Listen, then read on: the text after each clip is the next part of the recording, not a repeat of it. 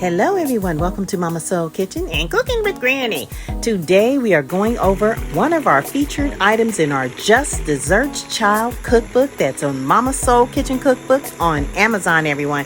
Yes, everybody, look at that. We actually sped up this film here. We went on and made this buttermilk pound cake. This is Grandma's buttermilk pound cake, everybody. So this is how we do it. We added all the ingredients into our mixer. Now, after it was baking for over an hour and 10 minutes, we let it cool down a little bit. And let me tell you, if your cake is good, this makes you want to slap somebody down there in the shop. Don't it? Look at that buttermilk. Let's look at that buttermilk cake right there. Oh, it was simply delicious. It didn't last long because once we cooked one slice, we couldn't stop. And it did not last more than 2 to 3 days. Now, I'm telling you right now, the recipe is in our Just Desserts Child Mama Soul Kitchen Cookbook, and it's available on Amazon.com. Make sure you get your order today so you guys can make these cakes for the holidays because Thanksgiving is right around the corner.